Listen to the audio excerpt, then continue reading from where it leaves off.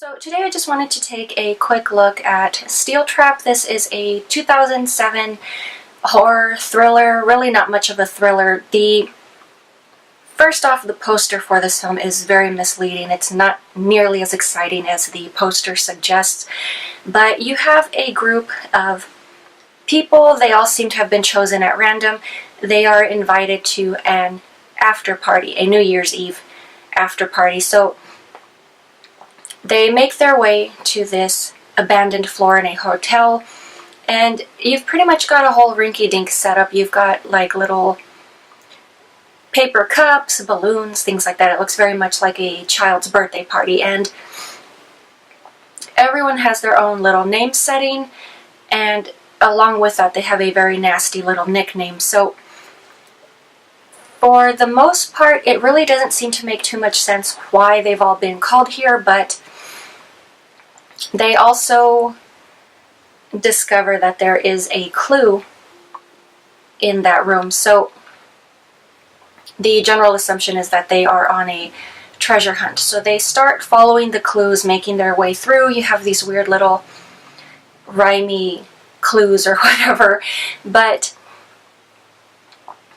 eventually one of the members from the group does fall behind. They are murdered, and the clues lead them pretty much to that dead person.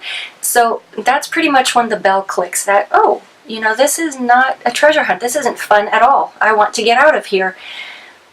Duh.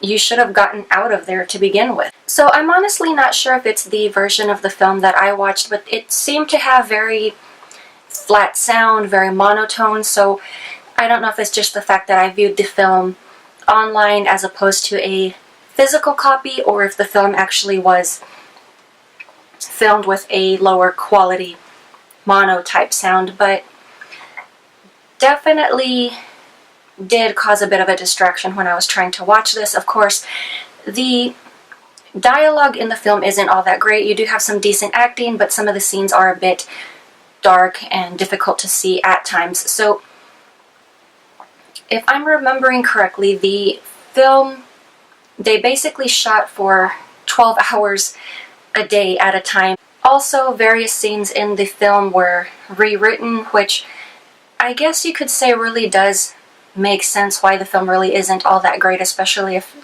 changes here and there were being made as the film progressed. It kind of does tend to change the tone of the film, as well as potentially the way an actor would approach the material. So maybe that was also a slight hindrance, but at the beginning of the film they also do make a slight attempt at humor. The jokes probably would have done okay. It's just the fact that they're just pretty much drowning in uninteresting dialogue. So when the supposed lighter moments do happen, it's more like, who cares? Just move along. But you do have these people that progress gradually through this maze. Obviously, they soon discover that they are trapped and they cannot leave, so they're pretty much just forced to finish out the game, which, you know, if you're looking for a film in which people tend to be trapped and they're killed in interesting ways, you're probably a lot better off watching the collection than this film. It's just very blah, but you can tell they made an attempt. It's just the fact that, for me, the film remained very uninteresting, very dull. You do see that the filmmakers did make an effort, but for some reason it just really seems to not hit the mark for me. So obviously, as the film rounds about towards the ending, we do discover who the killer is, and we also discover that all of these people who seem to have just been chosen at random are actually connected in some way. How? I'm not going to tell you. If you want to watch the film, have at it. But it really, for me, does seem to be more of a slow-paced film. The first attack comes in roughly at about 23 minutes, and the film's running time is 1 hour and 35 minutes. So for me, that was a bit of a drag, but also just one of the plot holes here, which I guess makes sense at the ending once you discover that these people are interconnected. what I find very interesting here is at the beginning of the film, these random people get these text messages offering or advertising a private after party thing, but no one seems to question, how on earth did someone get my phone number? Because this is an automated text, but it's not like via advertiser or anything, so it's like, how the devil did you get the phone number? No one questions that. They just all stupidly go to this party in which they're basically just lining up to get murdered.